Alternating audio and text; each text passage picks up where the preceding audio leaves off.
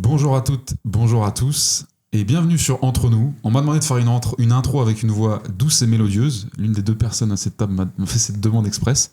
J'espère que ça vous a plu. On va tout de suite entrer dans le vif du sujet. Bonjour Oussama. Salut. Aujourd'hui, on est avec une personne particulière qui va s'auto-présenter dans très peu de temps. Salut Simon. Salut. Pourquoi est-ce que je dis que tu es une personne particulière et pourquoi c'est particulier de te recevoir aujourd'hui sur ce podcast Entre nous? On va fêter les 1 an d'une conversation qui t'a amené à rencontrer Ous. Voilà. Donc pour donner un peu plus d'épaisseur à cette phrase extrêmement sommaire, qui est un peu la signature de Simon, qui est quelqu'un de très humble. Simon est l'entremetteur, mais un entremetteur discret, parce que l'entremetteur, ça peut être je t'attrape toi et j'attrape un autre et je vous oblige à vous rencontrer dans un dîner. Genre, il y a des gens qui font ça, par exemple Céline Tran, Sandrine, tu vois, des trucs comme ça. Simon, lui, c'est quelqu'un qui m'a offert un call avec Oussama. Et ce call est le call de rencontre. Et aujourd'hui, 1 an après, ça me fait plaisir de te recevoir ici. D'ailleurs, merci, c'est un super geste. Hein. Ouais. Je t'en prie. D'ailleurs, je me suis rendu compte que souvent les gens qui avaient des calls offerts par d'autres gens, c'était souvent très très très bonne qualité. Donc Laila, qui est pas dans le champ de la caméra, là, c'est son mari qui lui a offert le call. Ah, je savais pas. Ah ouais, ok. Ouais. Et ça t'arrive souvent, ça arrive souvent, En fait, tu peux faire une gift card. Ouais, je pourrais le faire. Better offer Ous. Okay. Better offer Ous. Mais alors, ce qui est intéressant avec Simon, mais on va en parler un peu plus, c'est que lui, il m'a pas prévenu. Il a un sens de la surprise qu'on ne lui soupçonne pas, tu vois. Mais comment ça, tu m'as prévenu qu'on il continue au call? Bah, il m'a demandé si j'étais dispo. Alors, on va donner du contexte, mais à l'époque où Simon m'offre ce call, je travaille dans une entreprise qui s'appelle Assess First, où il est CPO, donc Chief Product Officer, où c'est un vétéran de l'entreprise. C'était l'employé le plus ancien, non? Ouais, si on prend un employé, ouais. Un employé, oui, avec Alexandre, on est deux. Avec Alexandre, oui, c'est vrai. Et donc, bon, quand ton CPO te dit est-ce que t'es dispo telle heure, à telle date, t'es sûr, tu te dis bon, il doit y avoir un truc quand même. Donc je dis oui, bien sûr. Et en fait, surprise, un peu last minute, je comprends que ce n'est pas lui, mais toi que je vais voir. Incroyable. Ouais. Joli coup. Tu vois, rien que la satisfaction de la surprise, ça m'a suffi en fait. Je savais pas ce qu'allait se passer après, mais. Ouais. Mais qu'est-ce qui s'est passé dans ta tête? Parce qu'en fait, tout ça découle d'une très longue conversation qu'on a eue. Ouais. Alors pour faire genre Fast Life à Ibiza, dans un petit déj d'hôtel de luxe, machin. En fait, c'est juste qu'on était en team building et qu'on a eu un petit déjeuner. Tout le monde était sorti en boîte, consommer de la drogue et de l'alcool la veille. Pas de drogue, je plaisante. Et moi non. Et une discipline de vie. J'y suis allé. J'ai payé mes 50 balles de Pacha. Simon, c'est Je l'intermédiaire. suis rentré, entre moi et j'ai dit qu'est-ce que c'est que c'est. J'y étais allé 2 jours avant, c'était incroyable. On est sorti à 5h du mat. C'était une magnifique soirée. Et ce soir-là, je rentre et je dis ça va pas le faire. J'ai repris le taxi retour. Et le lendemain matin, quand il m'a envoyé un message pour dire t'es dispo, j'étais. C'est-à-dire que moi, j'étais sur le tapis de course. Il y avait une salle de sport dans l'hôtel avec une baie vitrée qui donnait sur l'entrée de l'hôtel. Et une des plus belles scènes de ma vie, c'est de voir tous mes collègues, parce qu'on était quand même monté à 110, 120 personnes à cette époque-là. Ouais. Tous mes collègues rentraient éclatés, genre, tu vois, avec les yeux comme ça, à 6h30 du mat, et me voir en train de suer sur un tapis de course et faire un espèce de choc mental. Pierre Pochebonne, qu'on salue, il était dépassé. Et puis surtout, ça allait se coucher. Et puis moi, quand j'ai fini ma séance de sport, je savais qu'il y en avait un seul potentiellement que j'avais pas vu du coup passer. Donc j'envoie un petit message. Et il y avait un super beau petit déjeuner à l'hôtel. Ouais. Et donc on a passé un petit déj de 3 heures à discuter. Et donc bref, il me quitte après ce petit déj et je vois qu'il est dans le vague. Et il me dit, t'as mangé pendant le petit déj ou... Ouais, j'ai mangé. On a même bien mangé. Hein. On a bien mangé. En 3 heures de petit déj, je petit déjeune 3 fois par an, mais quand je petit déjeune, je petit déjeune bien. Et en me quittant, tu m'as dit on en reparle, on continue cette conversation, on en reparle, etc. Et on sait que tu vois, il y a les aléas, on est en full remote, on se voit pas souvent. Comment t'as décliqué Parce que cette conversation, elle avait rien à voir avec toi. C'était pas vraiment axé sur. Non, c'était même. Je pense que ça va te parler parce que tu connais Basile. Déjà, c'est Basile. Donc c'est pas le mec lambda à qui tu dis tiens, je vais le faire parler avec Ous. Et il a laissé la conversation sur j'ai une idée, mais je sais pas si je dois le faire avec AF ou pas AF. Ah oui, d'accord. Et moi, là-dessus, il y a 2 choses. D'une part, s'il me dit pas plus, je demande pas plus. C'est-à-dire que s'il a envie de m'en envoyer davantage, j'accueillerai avec plaisir. Mais je me dis, lui aussi, il est danseux, est-ce que je lui en parle ou pas? Donc, je sais pas forcer le truc. Ça, c'était une première chose. Et après, je me suis dit aussi, je suis en conflit d'intérêts. Attends, je suis de la boîte, je suis dans la boîte. Tout ce que je vais recevoir de lui, je vais pas pouvoir lui renvoyer, on va dire purement, ce qu'il faudrait qu'on lui renvoie. Et c'est là où je D'accord. me suis dit, en fait, qui est-ce qui peut lui en envoyer un maximum? Et j'ai pris un petit ticket. Incroyable. D'accord, ouais, je comprends le Stylé. cheminement. C'est, Ouais. En tout cas, c'est d'une grande intégrité. C'est Ouais. impressionnant. Mais je pense que c'est un bon mot pour décrire. D'ailleurs, c'est un vrai sujet, ça, des sujets de conflit d'intérêts, etc. Ouais. Parce que les gens préfèrent la moralité aux intérêts. Et j'ai toujours préféré les intérêts à la moralité. Par exemple, moi, je me mets jamais dans des situations où je me dis, il faut que je sois moral. Je préfère me mettre dans des situations où je me dis, bon, on est aligné, quoi. Ouais, je Pas, comprends. Oui. pas besoin de... Et je trouve que quand on a besoin de reposer sur la morale, c'est qu'il y a un problème dans le design du système ou de la relation, parce que comment on peut se faire confiance? Parce que tu peux vraiment venir au rendez-vous en te disant, je vais être très honnête, et en fait, il y a quelque chose dans ton inconscient qui va être plus fort, la survie, le besoin de protéger les intérêts d'Assess First, et ça peut même être invisible, en fait. Oui. D'ailleurs, un vrai conflit d'intérêts, c'est invisible, les gens s'en rendent pas compte. Ouais. Les meilleurs exemples de ça, c'est les avocats. J'ai eu le call le plus drôle en Better Call Saul de ma vie. Mais vraiment, celui-là, il est collector. Collector pépite. Le mec, il appelle, il est au bout de sa life. Il me dit, voilà, j'ai une décision hyper importante à prendre, j'ai une deadline dans 15 jours. Ouais. Il faut que je structure ma boîte, il faut que je choisisse dans quel pays j'incorpore, parce que je vais recevoir 10 millions d'euros d'investissement. Ok. J'ai été voir un avocat en France, je lui ai dit, voilà ce que je fais, et voilà où je veux facturer, machin, et l'investisseur, il est là. C'est quoi le meilleur pays pour incorporer? Il m'a dit la France. J'étais voir un avocat en Angleterre, j'ai fait la même mission, je payais 30 000 balles, il m'a dit l'Angleterre. J'étais voir un avocat aux US, j'ai fait la même mission, il m'a dit les US. Et j'ai dit, ouais, t'es un peu con, toi, quand même. T'as pas essayé d'autres J'ai dit, heureusement que t'as pas fait le Zimbabwe à 35 000. Ça a pu durer longtemps. Le Groenland aussi, ouais. Ok, Parce- ok. Et en fait, je lui dis, mais tu te rends compte, t'as été demandé à des gens quel est le meilleur pays. Il me dit, mais attends, quand même, ils sont avocats, ils doivent être au-dessus de ça, ils doivent voir mes intérêts et tout. Je lui dis, tu sais quoi, on va prendre les notes des 3 avocats, on va mettre dans ChatGPT Code Interpreter. Tu sais, parce que tu peux uploader les files maintenant Ok. en doc.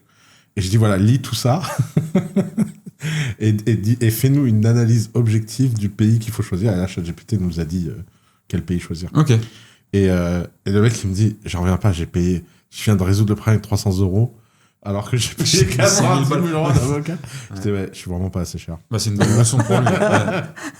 Ouais, putain. Mais les conflits d'intérêts, et ce qui m'a paru le plus fou, alors, au-delà de la blague, j'espère qu'il se vexera pas, que je me moque gentiment de lui, mais ce qui m'a, moi, halluciné, je dis c'est hyper dangereux, c'est que tu ne vois pas le conflit d'intérêts, tu ne comprends pas la situation, parce que de toute évidence, t'es naïf et machin, Ouais. et c'est hyper dangereux de voir le monde comme ça, parce qu'en fait, après, il en veut aux avocats. Mais je te dis, mais tu peux pas leur en vouloir. Ils ont des frais, un loyer, une vie. Finalement, le mec, il vient, Il fait son job, il a levé 10 millions. Moi, je pense que l'avocat, il se dit, mais ça, c'est la première facture d'un Oui. d'un retainer. On va avoir une à belle 400, histoire à 400, ensemble. on va avoir une belle histoire ensemble. Évidemment que je veux te convaincre. Ouais, je comprends ce que Tu vois, c'est comme si tu mettais 3 meufs et que tu leur disais, bon, bah là, laquelle des 3 je devrais choisir C'est le. pour vous épouser. Ouais. Et elles veulent toutes t'épouser. Elles vont toutes dire elles-mêmes. Enfin, c'est normal. Tout le monde défend sa paroisse. Mais oui. Ah Donc, ouais, je comprends. donc c'est rare, bravo. Mais ouais, mais Simon, c'est quelqu'un de particulier et ça m'intéresse quand même Alors, que t'expliques un peu. Ouais. Ouais. Non, mais justement, j'avais posé. T'es CPO, mais t'as quoi comme profil? T'es tech à la base? Non, Non, je suis tu vas voir. psychologue du travail. T'es psychologue du Ah, travail. raconte-nous un petit peu parce que Ça y est. il a une belle histoire. Il a une belle histoire. Il est dans- incroyable. Alors, vas-y, on y Non, va. non, faut pas dire ça. Je pense que je suis... Raconte-nous comment tu entres. Enfin, quel est ton parcours et comment tu démarres dans la boîte où moi je t'ai rencontré et comment tu arrives jusqu'à CPO d'une tech française qui est quand même un beau petit truc dans le HR tech. Je pense que je suis le seul psychologue du travail CPO d'une boîte d'un entrepreneur psychologue aussi, tu vois. C'est Oui. genre c'est Deuxième ça, c'est particularité. improbable. Ah, d'accord. Mais c'est pour ça que je suis allé le rejoindre. En fait, déjà, à l'origine, j'ai un paradoxe entre le choix de mes études psychologie, où tu te dis, il n'y a pas de boulot, c'est mort, c'est le truc que tout le monde choisit, et une dalle, tu vois, une frustration, une ambition, où je suis insatisfait de ma situation. Et plus j'avance dans les études, plus je me dis, ok, au début, je pensais être à côté d'un divan à résoudre des problèmes ultra complexes. Après, je me rends compte que tu peux rien faire pour les gens qui te parlent et puis qui ils repartent avec leurs problèmes en décidant ou non de les bosser. Là, je me dis, je vais pas être passif comme ça sur un fauteuil. Donc, je me dis, c'est quoi où je peux avoir de l'impact? C'est l'entreprise. Je me rapproche de la psychologie du travail et je me rends compte qu'en fait, c'est pareil, dans le travail, il y a très peu de gens qui ont un impact. Donc j'arrive à la fin de mes études et je suis angoissé à l'idée de rentrer dans un monde où on va me donner une place où je vais avoir très peu de choses à faire, où je vais devoir me conformer. Donc, je suis allé contacter le psychologue du travail le plus inspirant de France. Et, il était à Paris, c'était David. David Bernard, donc, fondateur d'Assess First, mais qui à l'époque... il avait déjà fondé. Je pensais qu'il y avait 30 personnes, en fait, ils étaient 8. Et c'était intéressant. C'était intéressant. Et alors, il t'a recruté en tant que psychologue ou en tant que CPO? Non, en tant que... On était très peu. Je suis arrivé en stage. J'avais même pas d'intitulé. En stage. C'était décousu au possible. Ouais, donc tu rentres stagiaire chez David et Alexis, son cofondateur était déjà là. Ouais. Et tu peux nous pitcher en une minute Assess First? Assess First, l'objectif de cette boîte, c'est d'évaluer le potentiel professionnel des individus pour anticiper leur capacité de succès dans un job. Donc, c'est un SaaS B2B dans la HR Tech qui permet aux entreprises d'avoir des licences, d'inviter des candidats, des collaborateurs et d'évaluer à quel point ils ont une probabilité de succès dans les missions qu'ils veulent leur confier. D'accord. Uniquement basé sur la personnalité, les motivations et les capacités cognitives. C'est-à-dire qu'on ne va rien évaluer d'autre que ce qui est en psychométrie, donc évalué. On ne va pas regarder ton CV, tes expériences, ta coupe de cheveux, comment tu parles bien. Et quand tu dis capacité cognitive, vous testez tout? Non, on teste un raisonnement assez général. D'accord. D'ailleurs, c'est marrant parce que, tu vois, quand j'étais invité, je me suis dit, on a des points communs, mais on a aussi, tu vois, il y a pas mal de choses qui nous font diverger. Je pense à t'avoir écouté. Et justement, ce côté évaluer la personnalité et le raisonnement, tu peux te dire, il y a des limites à ça et c'est une approche particulière. Je t'entendais parler de raisonnement il y a pas longtemps, ou de personnalité, j'ai déjà entendu que tu n'y croyais pas. Et alors, je suis curieux, peut-être que tu creuses dessus. On peut creuser là-dessus. Ouais. Tu ne croyais pas à la personnalité? Non, thèse de personnalité. Ah, ouais. Alors attention, je parlais moi ça m'a fait casser le cerveau de travailler chez Assess First, parce que c'est pas des tests de personnalité comme toi tu les entends. Oui, c'est un vrai travail psychométrique. Et le problème des gens, c'est qu'ils mettent tout en général. Non, mais de toute façon, le grand sujet, moi, où j'ai un vrai problème, c'est MBTI. Oui, mais qui me ressort par les yeux. On est tous dans le même camp là, à ce niveau-là. Et notamment, c'est ce que j'appelle. En fait, c'est la mise en boîte des gens. Ouais. Et en fait, le problème de ce que les gens se rendent pas compte sur les mises en boîte, c'est qu'elles sont normatives. C'est-à-dire qu'une fois que tu t'es dit qu'un mec est ENTJ, il peut pas être de temps en temps ATPC, ou je sais pas, je connais pas les termes. Mais et en fait, c'est comme l'astrologie. C'est-à-dire que tu tombes sur un nana qui te dit, ah mais t'es poisson? Ah ben non, mais moi je sors pas avec les poissons. Tu vois, comme un truc limitant. Pourquoi c'est autant de succès alors? C'est autant de succès parce que ça permet aux gens justement de simplifier leur vie. Ouais, voilà. Et d'accepter que les choses sont explicables et donc ils n'ont pas besoin de processer l'information complexe. Mais c'est la différence entre voir le monde en noir et blanc et le monde en couleur. Par contre, pour avoir été voir ce que vous faites chez Assess First, j'ai beaucoup plus de sympathie pour ça. Mais parce qu'en fait, moi, ma théorie, c'est que souvent les tests de personnalité ou etc. qui sont vendus dans le grand public, ils n'ont pas pour but d'aider les gens. Ils ont pour but de cliver les gens. Et j'en sais quelque chose parce que j'ai un instinct sur... si à un moment je voulais vraiment cliver les gens... D'ailleurs, les gens disent que je suis clivant, mais ils se rendent pas compte. Si je voulais vraiment créer des émeutes, je connais tous les boutons ou appuyer en fait sur les gens. T'es en mode censure en fait. Mais bien sûr. Okay. Mais moi, je passe mon temps à me censurer. Basile a assisté à des moments où, oui, bien sûr. où je dis non, mais on peut pas faire ça. Bien sûr. Et en fait... j'ai deux problèmes. J'ai un problème avec MBTI et j'ai un problème avec le test de QI. C'est intéressant. Test de QI me ressort par les yeux parce que un test auquel tu peux t'entraîner et dont le résultat change dans le temps parce que tu t'es mis en mode petit rat de laboratoire qui a appris tous les trucs par cœur, je trouve pas que par définition c'est un test fiable. T'as totalement raison. Donc voilà. Mais après, je crois énormément. D'ailleurs, pour te dire à quel point je crois à votre méthode chez Assess First, c'est que j'avais créé une école qui s'appelle Lyon pour former les salariés de start-up. Et la première saison de Lyon, on avait fait des entretiens de sélection. Ouais. Et donc, on a eu, 2000 candidats. Tu te retrouves à devoir prendre 200 personnes en interview. Ouais. Comme tu dois prendre 200 personnes en interview en 2 jours, tu mets tes collaborateurs. Mm-hmm. Et ils te font la totale de la mauvaise sélection. C'est-à-dire que en début de journée, ils sont hyper sévères en fin de journée, ils sont ouais, tu veux rentrer, vas-y rentre. Et d'ailleurs, j'avais mis un dataset, c'était tellement drôle parce que j'avais regardé la première promo de Lyon.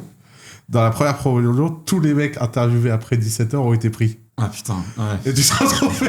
C'est le paroxysme. Et donc j'étais là, je disais à la classe, vous savez pourquoi vous avez été pris? Parce que vous êtes passé en dernier, vous êtes épuisé. Et je te parle pas des biais de connivence, exactement. De machin. Et donc j'en étais ressorti furax de ça. Et à la saison 2, j'avais dit, bon, on va jouer à un jeu très simple, on va faire de la pure sélection sociologique, on va faire un arbre de ce qu'on veut à la fin. Donc on veut 50% de femmes, 50% d'hommes. Allez, on veut 50% de codeurs, 50% de non-codeurs, machin. T'étais en mode quota. Ouais, quota, exactement. Et je me suis dit, on va faire des quotas, ça va faire des trucs. Et donc il y a des quotas où il va y avoir beaucoup de candidats. Je sais pas si t'as fait HEC, Polytechnique, machin. Bah, on tire au sort, et c'est pas grave. Et il y a des quotas où on est sous-représenté et on prend tout le monde. Et alors, ça avait fait un truc, donc ça c'était une version 2. Ça avait fait un truc hyper divers. Donc on avait là, c'était le zoo. J'allais te dire, ton objectif là, c'est la diversité. C'est justement aller chercher. Ouais, exactement. Et donc tu te retrouves avec un zoo, et en fait, tu te retrouves avec des factions en 3 jours. C'est genre, à la 3e séance, tu sais, t'avais le gang. Et en fait, tu voyais les quotas. Parce qu'évidemment, on avait dit à personne qu'on avait sélectionné comme ça. Et moi, je donnais les cours et je disais, ouais, là, je crois que c'était un peu trop lent. Donc, 3e itération. Par contre, c'est ouf que t'aies pu faire ça. Genre que t'aies pu le faire en vrai, tu vois. Ouais. Pas juste le penser. Et pourtant, moi, c'est ce que je souhaite à tous les ayatollahs de la diversité dans l'absolu. C'est de voir aussi, quand tu touches cette limite, ça ne marche pas. Ah non, ça mais marche de pas. le faire, Ouais, c'est ça, toi, tu l'as fait. Ok. Ouais. Donc, troisième itération, je me dis, bon, les quotas, la diversité, c'est bien, mais il faut en plus vérifier des traits de personnalité. Et donc, j'ai commencé à chercher des questions pièges en me disant, c'est des questions où, quand tu réponds, c'est tellement clivant comme sujet que je vais pouvoir culturellement taguer les gens, quelle que soit leur origine, quelles que soient leurs études, etc. Ça, je suis preneur. Et t'as des exemples? Bah, on avait des trucs à la con. Est-ce que t'aimes Maître Joule? Est-ce que quoi?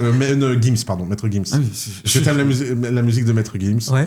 Je comprends ce que tu veux dire. Okay. Ton pote, t'as 15 000 euros sur ton compte, ton pote a besoin de 10 000 euros, il peut pas t'expliquer pourquoi. Est-ce que tu lui fais un virement ou pas? Dans la minute. Et donc vraiment des pièges. Vraiment des trucs. Et en plus, les gens pensaient, ce qui était marrant, c'est qu'on en avait une vingtaine comme ça de questions. Et il y a des gens qui répondaient exactement ce qu'ils pensaient qu'on voulait qu'ils répondent, tu sais. Mais sauf qu'en fait, il y avait des pièges dans le piège. Parce qu'il y avait des trucs il y avait des tests de cohérence. Parce que moi, je m'en fous que t'envoies de l'argent ou pas, mais je voulais que tu sois cohérent. Et donc, si tu me disais, je t'envoie de l'argent, et juste après, tu disais, je fais attention à mon argent et machin. En fait, non. Donc, en fait, tu te piégeais toi-même. C'est marrant. Et là, ça avait super bien marché et ça m'avait fait... Je m'étais dit, j'étais sorti de cette expérience en me disant, en fait, il y a un vrai truc à confier la sélection à un test plutôt qu'à un humain. Ok. Parce que ça te permet de voir des choses que... En fait, c'est la fameuse blague, la chaîne préférée des Français, c'est Arte. Ouais, tu connais cette histoire? Mais il y a 1 million de personnes seulement qui... Mais il n'y a rien. Non. Je sais plus combien c'est l'audience, mais c'est ridicule l'audience d'Arte. Mais tous les Français, c'est leur chaîne préférée. 75% des Français déclarent Arte, c'est leur chaîne préférée. Bien sûr. C'est juste qu'ils la regardent pas. Et donc, en fait, j'ai compris qu'en fait, tu pouvais faire des tests comme ça. Ouais, très bon point. Et ce qui est intéressant dans les exemples que tu as cités, c'est que c'est exactement des critères qu'on va utiliser dans les tests pour voir si les gens vont facilement travailler ensemble. Ouais. Tu as cité le fait de est-ce que je donnerais mon argent à quelqu'un. Dans la personnalité, c'est un critère qu'on appelle truth. Est-ce que je fais confiance à l'autre naturellement ou est-ce que je suis plutôt en méfiance? Ça, c'est quelque chose qui s'évalue, qui se mesure. Quand tu as parlé même de Maître Gims, c'est sur le côté centre d'intérêt. Est-ce qu'on les partage ou pas? Et d'ailleurs, il y a un mec qui avait fait son PhD aux États-Unis chez Match.com, tu sais, le site de rencontre. Il avait accès à toute la donnée de quelles étaient les questions, les infos sur les gens et quelles étaient celles qui prédisaient le mieux qu'ils se mettent en couple. Derrière, il a monté une start-up HR basée sur ces mêmes questions et ça fonctionnait. C'est-à-dire qu'il arrivait à savoir quelles équipes allaient fonctionner. Et dans cette question, c'était est-ce que t'aimes la bière? Est-ce que t'aimes les films d'horreur? Tu vois, des choses un peu proches de ça. On peut se dire, mais quel est le rapport avec le travail? Et au final, c'est quelle va être la connexion entre les individus, sociale, la proximité, et le reste, ça suit. Ouais. Mais pour revenir sur... de toute façon, on pourrait entrer dans 50 000 branches différentes, mais tout à l'heure, Ous, il a dit j'ai pas un problème avec la personnalité, j'ai un problème avec on dit étiquetage ou labellisation. Ouais. Ok. Et alors que on en parlait hier avec Céline, moi je partage ça avec lui, c'est que je pense qu'on peut être qui on veut être à un moment donné. Par contre, la phrase, elle est un peu trop dramaturgique. Ça veut dire qu'on va pas changer complètement sa personnalité en un clin d'œil, etc. Par contre, on peut littéralement altérer à un instant T, peut-être face à un besoin, peut-être face à une situation, quoi. Et c'est chez Assess First que j'ai découvert un mot qui a changé la manière dont je voyais les trucs de personnalité, c'est que on parlait de traits de personnalité. En gros, pourquoi Assess First, c'est pas un test de personnalité? Parce qu'Assess First, ça ne fait que mesurer. Ça ne vient pas donner un diagnostic fasciste ou total en disant ENTJ ou psychopathe ou machin. Assess First, moi, à chaque fois que je le vendais, parce que moi, je vendais Assess First, je disais, c'est un outil de mesure. On vient pas vous dire ce que veulent dire ces mesures dans votre état d'esprit. On vient vous dire, ça a été mesuré. Ça veut déjà dire énormément. Et dans ces traits de personnalité qu'on mesurait, on parlait de traits mobilisables pour certains. C'est-à-dire que tu avais des traits marqués, les traits absolument pas marqués, et les traits mobilisables. Et ça, c'était game changer. Tout le monde passait à côté d'ailleurs. Je pense que ça intéressait personne, les traits mobilisables. Alors que ça veut quand même dire, quand tu as besoin, tu peux mobiliser ce trait de personnalité. Tu vois ? Ouais. Tout le monde se focalisait sur les traits marqués. Je sais pas si tu vois. Si, tout à fait. Après, cela dit, je trouve que les gens surestiment leur capacité justement à adopter des comportements qu'ils veulent et à justement pas être le stéréotype d'eux-mêmes. Je trouve, parce que, enfin, il y a vraiment ce côté, ce besoin d'être unique, tu vois. Sauf que les gens surinvestissent cette zone-là plutôt que se dire quelle est la part de moi-même où j'accepte d'être comme tout le monde. Et rien que si les gens acceptaient ça, ils regarderaient de façon beaucoup plus lucide comment est-ce qu'il fonctionne. Tu regardes, d'un point de vue génétique, par exemple, on est l'humain on partage tous 99% de gènes communs. Il y a 1% qui fait notre différence. Et plutôt que chercher c'est comme si on étudiait uniquement le 1% en disant moi, pourquoi moi je suis différent, je suis unique, je suis insaisissable.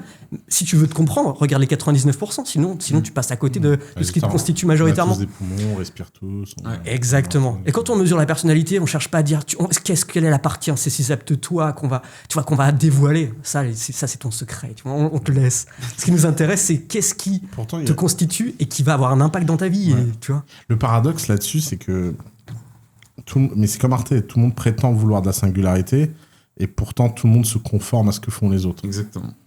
Et c'est fou ça. D'ailleurs, c'est ce que je dis tout le temps, les gens singuliers, ils savent pas qu'ils sont singuliers. Moi, j'ai jamais rencontré un mec vraiment singulier qui dit moi je suis singulier. Mais alors, ouais. Et la singularité, elle a une définition vraiment précise. Hein. Moi, tu sais que j'ai découvert le mot avec. C'est quand tu dérives à l'extrémum sur un point et tu peux rien y faire. Hein. Ouais. Genre, Sandrine, c'est pas compliqué de voir qu'elle est singulière. Hein. T'en as jamais rencontré une autre dans ta vie. Hein. Ouais. Non, ça c'est vrai. Et donc en Sandrine, fait, ouais, bien sûr. Et pareil, en fait, souvent Sarah. Oui. T'as pas une deuxième Sarah dans ta vie. Quoi. Non, je vois ce que tu veux dire. Singulier, à ne surtout pas confondre avec original. Oui, c'est ça. C'est le piège ultime de tout le monde. Ouais. C'est de vouloir soit se démarquer par son initiative, alors que putain, c'est le dernier truc à faire. Mais en fait, tu peux pas vouloir être singulier. Non. Tu le choisis pas. Bah oui, c'est comme hier, t'as dit, c'est la tous vie les mecs en dessous d'un mètre 85, tu les empêches de. Tu leur dis, bah grandis. Bah non, en fait, si tu fais moins d'un mètre 85, tu fais moins d'un mètre 85, tu vois. Moi, je fais 1m95 pour le. Et à Assess First, donc vous évaluez quoi chez les gens?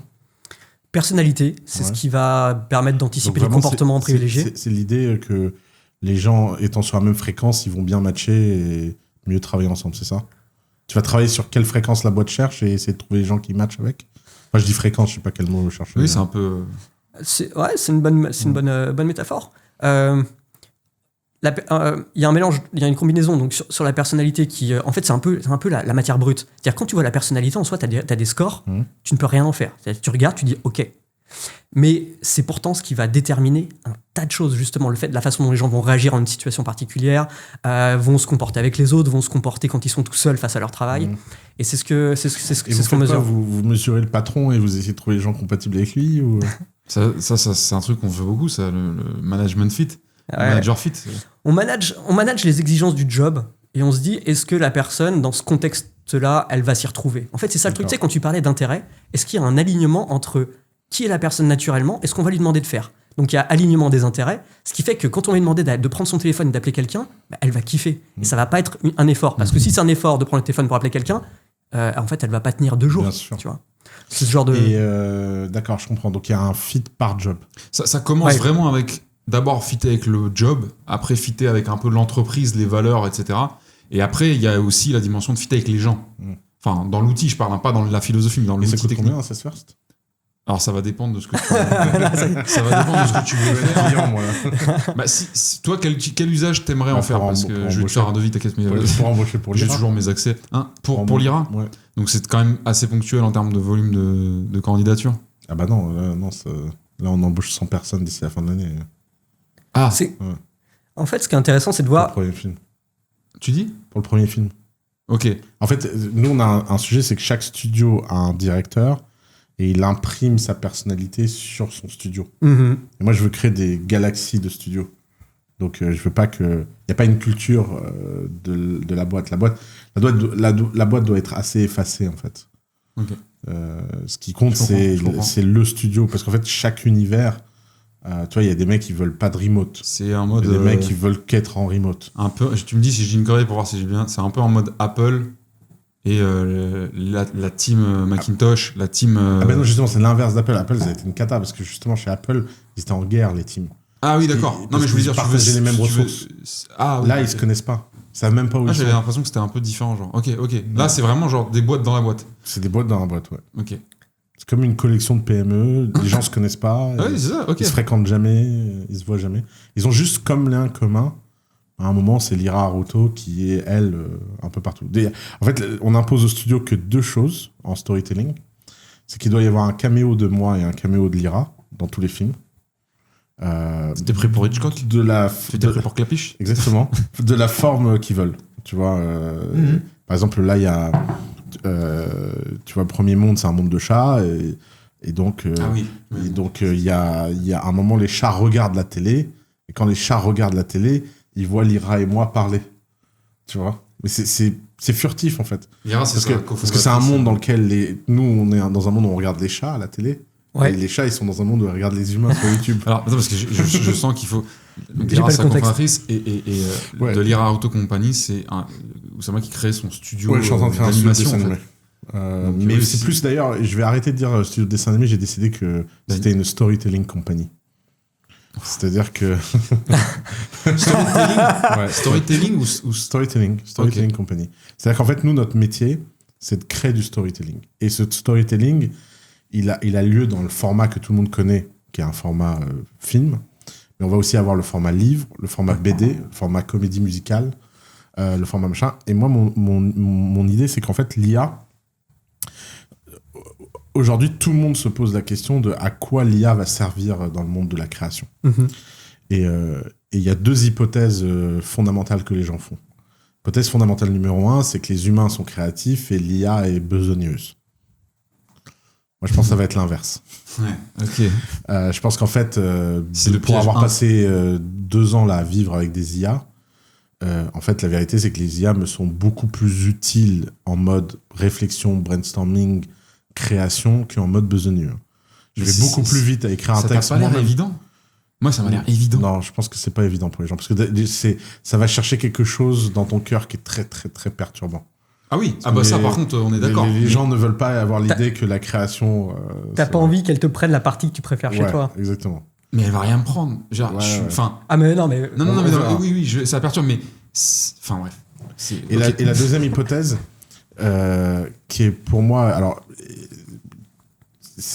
en fait, les modèles là, de génération sont des modèles où plus tu génères quelque chose de grand, et plus la probabilité que ça dérive est forte. Donc, par exemple, si tu demandes à une IA de générer un paragraphe, la probabilité que le paragraphe soit une hallucination est assez faible. Par contre, tu lui demandes de générer un bouquin, il est fort probable qu'au dernier paragraphe, ça parte en couille totale et ça veuille rien dire, en fait. Ok. Et c'est assez simple à comprendre pourquoi. C'est parce que les tokens de contexte sont au carré. Donc, pour chaque token que tu rajoutes, tu dois rajouter un token. C'est comme une grande matrice. Mhm. Et donc, plus tu as de probabilité dans cette matrice, et plus, en fait, tu dérives depuis le point. Et résultat, je ne crois pas à cette vision où les mecs vont écrire des prompts et ça va générer des films. Moi, je pense que quand tu réfléchis, tu te dis, mais en fait, dans le travail de création d'un film et tout, c'est pas ça le plus dur. Il y a plein de choses qui sont dures, mais pas ça. En général, les gens, ils ont une vision assez claire du film qu'ils veulent faire, des scènes. D'ailleurs, les gens qui sont vraiment très bons à des films, ils ont en fait une vision assez établie de ce qu'ils veulent. Ils voient en fait le film. Ils n'ont pas besoin d'une IA qui va inventer toujours la même chose. En plus, probabilistiquement, ça va être la moyenne de ce qui a déjà été fait. Clairement. Aucun intérêt. Par contre, ce qui a un intérêt immense, c'est qu'aujourd'hui, le mec, il voit et il se dit, pour rendre ma vision réelle, je dois faire comme Miyazaki. Miyazaki doit avoir 1500 dessinateurs qui n'ont le droit de dessiner que du Miyazaki. Ils n'ont pas le droit d'exprimer leur personnalité, etc. Et lui, il vient dire, l'IA, c'est une horreur humaine. Mais frère, c'est toi l'horreur humaine. Ça fait 50 ans que tu martyrises des gens à apprendre à faire des traits exactement comme toi. Et donc, en fait, mon intuition, c'est que fondamentalement, on va pouvoir permettre à ces gens créatifs qui ont une vision assez précise du film et du truc, de pouvoir générer le travail que ces centaines de dessinateurs de seconde zone, parce qu'ils n'ont pas d'opportunité créative.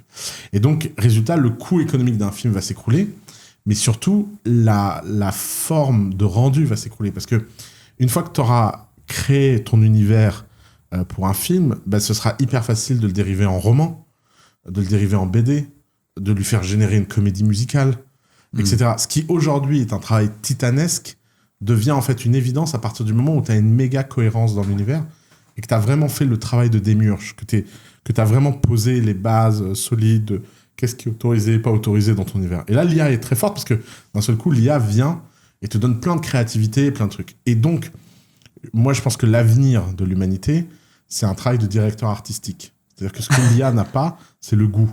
C'est-à-dire, ça, oui, ça, non. Ça, je veux ici. Ça, en fait, tu vas me le mettre là. En fait, merci pour les 20 musiques, mais en fait, c'est de la merde, on recommence. Et quand tu regardes les grands artistes de la dernière génération, en fait, c'est des producteurs, c'est des directeurs artistiques.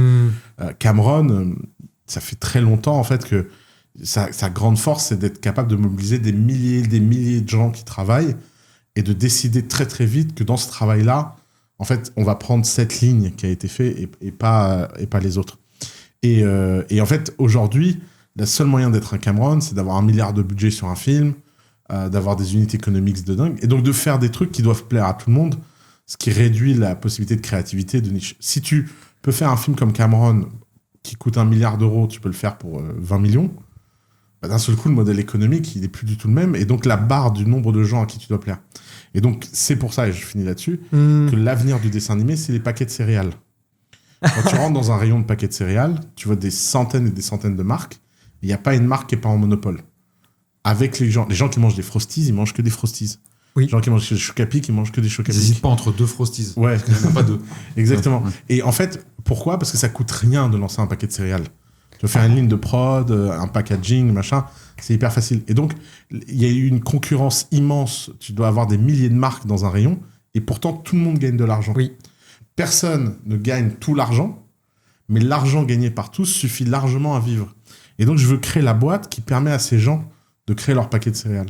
Mais donc, la boîte, elle a une culture très particulière, parce qu'en fait, chaque boîte va recruter des gens qui lui ressemblent dans leur extrême. Absolument. Je te prends l'exemple Remote Work. Par Remote Work, c'est trop drôle, ça. T'as des gens, par exemple, le réalisateur avec qui je travaille, il dit moi, je veux voir personne. On a un pipe, je suis très rigoureux, on fait tout en remote, et puis c'est Vincent, tu veux le rencontrer, Vincent. D'accord. À côté de ça, je parle avec un autre mec qui est un peu plus vieux, et il dit non, mais moi, si les gens ils sont pas dans la pièce avec moi, ils n'existent pas. Et donc, t'as besoin de les aider à créer leur culture, et donc d'assess la compatibilité avec eux pour accélérer les recrutements, quoi. Très smart. Il y a un truc qui m'interpelle, tu vois, dans ce que tu évoques par rapport à la création, qui pourrait avoir un impact incroyable. C'est justement, avec l'IA, c'est peut-être, je sais pas si c'est plus facile, potentiellement, de prendre un même scénario à 90% et de l'adapter un peu en fonction de l'audimat. Parce qu'en fait, en gros, ce serait... C'est l'avenir, ça. Ok. C'est même... En fait, moi, je pense qu'on va rentrer dans un... On va rentrer dans un processus de personnalisation du contenu. C'est-à-dire qu'un jour, en fait, tu consommeras un film, mais ce ne sera pas tout à fait le même film. Et il y aura des choses qui te sont adaptées à ta personnalité et à qui tu es. En fait. Et ça, tu vois, on touche un truc incroyable. Ouais. Et là où la personnalité peut avoir un impact déterminant. Il y a une étude qui a été faite là-dessus, où ils présentaient une pub, la même à tout le monde, et le but, c'était mesurer l'acte d'achat, versus une pub adaptée en fonction de la personnalité en face. Ah bah ouais, et l'acte d'achat, en fait, il était doublé. le résultat il est dans le titre en fait. Ouais, mais on peut dire c'est évident, mais maintenant c'est possible. L'exploit c'est de le faire. Ouais. T'imagines, tu fais un film et en fonction de la personnalité, en fait, t'as une histoire qui est un peu, tu vois, qui colorie différemment. On va entrer dans un monde de fragmentation. De toute façon, ce qui est fou, c'est que la fragmentation a commencé avec la Seconde Guerre mondiale. Et en fait, elle va vraiment s'arrêter à l'individu. Je sais pas comment on va. À un moment, on va pas s'en sortir. Parce qu'en fait, avant la Seconde Guerre mondiale, tout le monde vivait la même époque, le même rythme et la même vie. Ouais. Mhm. Puis après la Seconde Guerre mondiale, il y a des gens qui ont commencé à vivre. Tu sais, t'as eu des fragmentations. Genre, il y a des gens qui connaissaient l'ordinateur, les gens qui connaissaient pas l'ordinateur, les gens qui connaissaient Internet, les gens qui connaissaient la radio, pas la radio. Et puis donc, le monde s'est fragmenté géographiquement, mais aussi à l'intérieur d'un pays. Tu vois, par exemple, nous, là, on vit dans une réalité. Tu sors là dans la rue. Tu vas dans l'appart d'en face. L'écart type entre deux personnes qui vivent la même vie dans le même pays avec le même revenu est devenu dingue. Et je dis même revenu. Oui. Parce que je parle même pas des fragmentations sociales. Parce que les fragmentations sociales, elles ont toujours existé. Mais maintenant, au sein d'un même revenu, d'une même ville, d'une même langue, tu peux vivre dans des tribus dont tu connais même pas l'existence en fait. Des fois, moi sur Internet, je tombe sur des tribus. Je me dis, mais c'est qui ces gens en fait? Ouais. Qui sont ces gens? Qui sont ces gens? Mais ils vivent où? Comment ils se sont retrouvés quoi? Il y a un truc que tu disais là sur l'IA qui est assez incroyable, c'est en fait les gens ils pensent que l'IA c'est quand on parlait de la création que ça va nous voler etc. On pensait que le côté créatif c'était peut-être un peu le super pouvoir humain, le fait d'être inspiré, d'avoir des idées etc. Et ça convenait à bien des gens, moi y compris, parce que quand tu as des idées, tu fascines souvent les gens et en fait ça sert à rien d'avoir des idées, juste des idées. Ouais, mais ça c'est un truc, ouais. Et en fait, grâce à l'IA, alors j'aurais pu m'en rendre compte autrement, mais je m'en suis rendu compte en grande rapidité grâce à l'IA. J'ai changé d'opinion sur le vrai super pouvoir d'un humain. Le super pouvoir, c'est pas de créer, c'est de corriger. Dans le sens. Décider. Voilà, décider. Et dans la décision, amener un mouvement. D'ailleurs, tu parlais de Cameron, c'est ça en fait. Les gens qui ont trop d'idées, ils font jamais rien dans la vie. Ils sont fatigants en fait. Non, mais, je sais. Non mais ouais. Par contre, les vrais gens dont tu parles, il y en a aucun qui le veut. Qui souhaite cette condition-là. D'avoir trop tous ceux que j'ai rencontrés, ouais. Après, il y a ceux qui racontent aux autres qu'ils ont trop d'idées, mais ils en ont pas. Mais tous les gens qui ont trop d'idées, c'est qu'ils sont addicts au processus d'avoir des idées. Non. Bah si, c'est comme la dopamine. Bah je sais pas à quoi. Non mais après, c'est le même mécanisme chimiquement, dans le cerveau. il se passe quelque chose, mais chimiquement, tu prends tellement de plaisir à avoir une idée que tu vas chercher l'idée d'après, c'est le prochain pic de dopamine. C'est le. Et en fait, t'as configuré ton cerveau à kiffer le fait d'avoir des idées. Non, parce que avoir une idée, c'est une tournure de phrase frauduleuse, parce que c'est pas actif d'avoir une idée. Et non. Mais si, je te dis. Tu as l'impression que c'est passif parce que tu es tellement addict. Non. Mais tu es tellement addict que ça devient. Mais comment tu veux m'accuser? Parce que je t'observe. Moi, je dors avec un carnet à côté de mon lit. Bah tiens, tu vois, déjà, tous les mecs qui ont plein d'idées, ils ont des carnets. Oui. Non, mais moi, j'ai pas des carnets. Je peux bâtir une maison avec les carnets que j'ai. Pourquoi t'as des carnets? Parce que je note mes idées. Mais justement, tu vois bien que t'es addict à tes idées. Non. Si t'étais pas addict, c'est pire quand je les note pas. Pourquoi? Parce que quand je les note pas, elles se développent. Mais. Bah, on parie. Tu vois ou pas où je veux en venir? Tu connais l'anecdote entre Paul Valéry et Einstein? Tu connais les carnets de Valéry? Non, Valéry, c'est pas. Non, attends, je confonds avec un mec. Valéry, c'est pas un écrivain français qui se réveillait ses 10. Non, c'est pas ça. C'est un écrivain français dont les carnets de notes sont tellement précieux, tellement beaux, qu'ils ont été publiés par Gallimard aux éditions Gallimard dans la nouvelle revue française, NRF. Et tu peux lire, ça te plairait beaucoup d'ailleurs, les carnets de Valéry. C'est ces carnets de notes de toute sa vie qui ont été publiés en livre comme une œuvre incroyable. Et Valéry a rencontré Einstein. Et il voit Einstein, il dit, mais monsieur Einstein, je comprends pas, un homme de votre carrure n'a pas un carnet pour prendre des notes. Comment faites-vous quand une idée vient à vous? Vous savez, les idées, j'en ai eu 2 dans ma vie. Je risque pas d'en avoir plus. Mais ça m'étonne pas, ça. Ouais, mais je vois ce que tu veux dire. Non, mais je pense que là où c'est ça, effectivement, quand il y a la contrainte associée, c'est-à-dire que l'idée, tu dois l'avoir réalisée, tu laisses pas de place pour le reste. Ouais, mais ça, franchement, non. Non? En fait, moi, je soupçonne les gens qui ont plein d'idées d'être des gros junkies. D'avoir vraiment le mécanisme du junkie. Je pense que...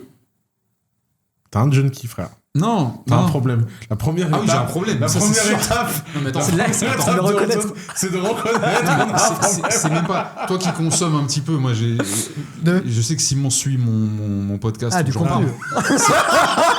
Il consomme un petit peu de. Ah, déjà, t'as dit qu'à de SSFR, c'était MDMA, tous drogués. Maintenant, tu vois qui consomme. Non, tout va bien.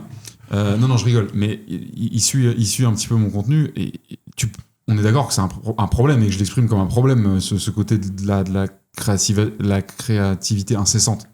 C'est-à-dire que moi, en fait, c'est un flow continu. C'est pas ah tiens, je vais me faire 2 heures où je vais avoir des idées et je vais me noter. C'est que avoir des idées, c'est juste des choses qui te tombent dessus. Bon. Je dirais le problème, c'est pas la créativité, c'est que t'as rien, même pas pour contrebalancer, t'as rien qui la canalise à un endroit. Il y a un moment, t'as pas le choix. Quand t'as Einstein, tu peux en avoir potentiellement plein d'idées. Mais il y a un moment, tu dis ça, je prends le fil et je le tire. Et tu vois, tu tires pas le fil. Ah bah, attends, tu te mets à tirer des fils et puis après, je vais aller plus loin que ce qu'il dit, parce qu'il a raison, mais ouais, bien sûr. Je vais l'exprimer plus profondément. Il y a un moment, tu es quand même d'accord pour dire que nos pensées et la façon dont on réfléchit, on a quand même un contrôle dessus. Aucun. Ah, ok. C'est ça l'hypothèse cachée. Non, moi j'ai une hypothèse qui va plus loin, c'est que j'estime qu'on n'a aucun contrôle et aucune responsabilité. Ah ouais, mais t'es chaud, toi. Bah, pour moi, c'est. Mais ça y est, j'ai compris pourquoi t'es incapable de méditer, en fait. Non, mais. C'était un mystère pour moi, mais maintenant j'ai compris. Ouais. Non, parce que pour Oussama, je suis illisible. C'est-à-dire qu'il comprend pas. Oui, il moi ne comprend pas. Je trouve que Basile. Je pense. D'ailleurs, c'est marrant d'avoir ton avis. Je pense être un lecteur de l'âme humaine relativement correct. En tout cas, lui et Sandrine, c'est les 2 personnes que je connais qui sont les plus chaudes à ce niveau-là. J'ai des bonnes intuitions sur les gens. Sandrine voyant le pire chez les gens et moi le meilleur. Ok. Mais c'est un peu ça. mais j'ai quand même un sacré track record un logiciel, à prévoir des choses sur les gens. Uh-huh. Mais j'ai quelques gens dans mon entourage où à chaque fois que je crois avoir compris, moi la façon dont je le vois, Ouais. c'est que je me représente les gens comme des espèces de mécanismes visuels de leur cerveau. Ouais. Tu vois les mécanismes de montre, Les mouvements. Oui. les mouvements, tu sais, qui produisent des trucs. Et ben en fait, je me représente visuellement les gens comme ça. Ok. Je me dis, ah tiens, là, ils ont ce petit mécanisme marrant, qui fait que ce truc, machin. Et à chaque fois que je crois que ça y est, j'ai celui de Basile, il dit un truc. Et là, je suis en mode, mais attends, ça rentre pas dans le mécanisme qu'il vient de dire. C'est ça. Et une fois, j'étais sur la plage un matin avec lui. Et j'ai regardé comme ça, je dis, Basile, t'es le mec le plus illisible que j'ai connu. Et moi-même, je me lis pas moi-même. Donc, Toi, tu... Mais attends, c'est assez grave ce que tu Mais veux dire. ça connecte peut-être à... On tient peut-être quelque chose. Parce que, en fait, les gens, ils sont lisibles parce que tu sais où ils veulent aller. Et à partir de là, c'est facile de voir leur attitude, tout ça. En fait, Non, quand je dis où ils veulent aller, c'est... Ouais. Ouais, c'est vrai, Ils ont des c'est besoins, ils ont besoin d'un truc, Ouais. tu vois, ils ont besoin de combien d'un truc. vrai. Ouais, c'est vrai. Toi, t'es là à te dire, moi, ma créativité part partout. Parce qu'en fait, elle est pas orientée. C'est divergent, c'est pas... Non, mais elle a été- ça va plus loin. Tu elle te a rends été compte de ce qu'il orientée. vient de dire. C'est pour ça Il vient de dire qu'il peut même pas contrôler ses pensées. Non, bah, bien sûr que et qu'il non. en est pas responsable. Mais qu'il n'en est pas responsable. Ni moi ni personne. Mais comment ça, ni toi? Alors, je t'assure que moi, Non. mais Non. arrête, stop, Basile. Tu verras, Calme-toi le jour 2 où minutes. on aura 100 ans tous les deux et que ce sera un peu la fin et qu'il faudra saluer, tu repenseras à cette conversation, tu diras putain, il avait raison ce con. Mais n'importe quoi. Mais si. En fait, mais on pense... n'a aucune responsabilité de. On parle de pensée, d'idées, on parle pas de parler, d'action, de. Oui, j'ai bien compris Voilà. que... bon, Je ne décide pas à quoi je pense. Même si j'en ai. Mais non. mais moi, je décide toujours à quoi je pense. Non. Mais tous les... Non. Tu décides à quoi tu penses? Je vois où il veut revenir. Attends. Qu'on soit très clair. Je suis pas en train de te Tu dire décides que ça si tu t'obliges. Enfin, si tu t'imprimes une image de voiture rouge dans l'écran, c'est pas ça que je suis en train de te dire. Je te dis juste que. Mais non, mais On parle de pensée, on parle de flow, on parle d'idées, on parle de songe, on parle de réflexion. Réfléchis bien, prends du recul, tu ne contrôles rien. Mais n'importe quoi. Non, T'as une partie proactive, t'as une partie passive. on est d'accord. Mais t'as une... Mais Quantifie les deux. Bah, Quantifie les deux, dis-moi que t'as 80 en côté 80. proactif. Non 80 dans le côté proactif. Non. Mais viens dans Mais ma non. tête. Bah viens dans la mienne, viens dans la mienne. J'ai un bonhomme qui pilote. Non mais viens dans la mienne, tu verras qu'il y a... Mais ça fait trop peur ta tête. En fait, si ça se trouve, dans ta tête, il y a un squatter. Ouais. C'est pour ça que t'es illisible. Parce qu'il vient tout détruire, tu sais, genre le mec qui change les meubles de place dans la maison. Non mais par contre, il y a un Il y a truc pas de pilote. parce que tu parlais de la canalisation, je serais de toute façon, je suis réceptif à cette théorie-là. C'est juste que j'ai canalisé, et peut-être plus fortement que 90% de l'humanité, ma créativité dans des choses, plusieurs fois dans ma vie, pour voir. Ok. Et donc? Alors, ça donne des résultats, et un très grand mal-être. Par contre, ça donne des résultats. Un mal-être. C'est-à-dire que moi, je suis pas bien quand je fais ça. Mais pourquoi t'es pas bien? Parce que C'est peut-être juste un sevrage. T'as un C'est peut-être FOMO? juste un... Non, mais il y en a qui ont duré un peu longtemps, genre plusieurs années, tu vois. Genre Quand à t'as faire... fait quoi? des choses, mais des choses qui demandent un niveau d'exigence. Enfin, vous êtes tous les deux au courant plus de mon CV que le reste du monde, mais d'atteindre un niveau dans un domaine qui n'est accessible que par focus intense, où tu fais que ça, et là on parle même d'aller vivre que pour faire ça et tout. Alors oui, il y a des résultats qui ne sont normalement dédiés qu'à une certaine partie de la population, et encore, ça dépend aussi beaucoup de timing et tout, mais par contre, il faut, en face de ça, il faut que pour moi... Ça a il y a l'air un... cryptique ce qu'il raconte, mais en fait, Ouais, c'est malheureusement, juste. ouais. En face de ça, il faut qu'il y ait un sens plus grand que l'Everest pour moi, sinon c'est impossible qu'il y ait du focus. Et là, par contre, j'admets ma lâcheté à ce niveau-là. S'il n'y a pas un sens qui me correspond, hein, sinon, qui est supérieur à tout, ça va pas. Et là, on parle de quelque chose où il y avait un sens, il n'y a rien d'au-dessus. Et par contre, tant que c'est pressé comme ça, ça tient, parce qu'on est dans l'abnégation du reste. Dès qu'il y a un peu de relâchement, c'est des profondeurs de dépression que je ne souhaite à personne. Et c'est pas de la dépression type je suis fatigué, je suis pas bien, c'est de Je fais bien la voix de Calimero. oui, mais c'est voilà, donc il y a une question de santé et de longévité. Et j'attends la personne qui va m'amener l'équation, parce que mon rêve, le truc le plus lâche que je fais dans ma vie, c'est de croire qu'il y a une équation et que je vais trouver. On parlait de ça avec Céline hier, mais je sais pas si c'était en off ou en on. Elle disait, moi j'ai toujours admiré et été fasciné par les gens qui ont trouvé leur passion, qui ont trouvé leur truc, tu vois. Et je lui disais, bah moi, tu sais, j'ai la chance d'avoir une femme qui est danseuse depuis son plus jeune âge et qui a toujours voulu faire ça. Et c'est vrai qu'on est subjugué un peu par les gens qui ont un truc, tu vois. Et le truc le plus lâche que je fais, c'est que parfois je le fais pas, mais souvent je pense que je vais trouver et que je vais appuyer sur un bouton un jour et que là, ça va exploser. Je sais pas si c'est désirable. Je sais pas si c'est désirable. Déjà, sur le trouver sa passion, c'est vrai qu'en fait, quand tu vois des gens qui l'ont, tu te dis où est-ce qu'ils l'ont trouvé. En fait, ils la trouvent pas. Ils la créent. Et il faut arrêter de dire aux gens, trouvez un job qui vous correspond, trouvez votre passion. Ça n'existe pas. Qu'est-ce que tu veux dire ? J'ai pas compris. En fait, on floue les gens et on les met dans une mauvaise posture en disant, il faut que tu trouves un job qui... T'es pas bien, trouve un job qui te correspond. Pourquoi c'est pas bien de dire ça ? Parce que ça n'existe pas. Ah bon ? C'est une chimère. C'est le sens de la vie de Simon, hein. C'est pour ça qu'il Je est dit. comprends pas. J'essaie de comprendre, mais je comprends pas. Vas-y. Ok, en fait... Tu veux dire, attends, ce que tu veux dire, c'est que c'est pas passif de trouver un job, c'est toi qui mets de l'énergie pour que le job te plaise. Au-delà de ça, en fait, la meilleure façon de trouver un job qui te correspond, c'est d'accepter le fait qu'il n'existe pas, et donc tu vas devoir le façonner. C'est-à-dire que tu vas prendre une situation qui est imparfaite, mais qui a un terrain de jeu qui peut te correspondre, et tu vas la modifier pour te plaire. Okay. Et comme on dit aux gens, trouve un job qui te correspond, et si t'es pas satisfait, va voir ailleurs. Il y en a qui sont complètement paumés, qui passent leur temps à sauter de job en job, alors qu'en fait, ils le trouveront jamais. Alors qu'on t'a pas dit être insatisfait d'un job, c'est normal. Par contre, est-ce que t'as les fondamentaux ? Est-ce que t'as les personnes avec qui tu bosses ? Est-ce qu'elles te tirent vers le haut ou pas ? Est-ce que t'as de la place pour justement t'installer ? Et à partir de là, tu peux créer, enfin tu vois, tu peux façonner le job qui te correspond. Mais c'est là où c'est, tu vois, c'est. Moi, j'ai passé ma vie en salariat à modifier les jobs qu'on me donnait. Hein. J'ai toujours été embauché pour un truc pour faire A, et dans les 2 mois qui suivaient, je te demandais de me laisser faire B. Tu vois, et c'était un malheur. Et donc je passais de boîte en boîte, entre guillemets. Là, il y avait des endroits où on me laissait évoluer, sauf une particulière où tu peux toujours essayer de modifier ça.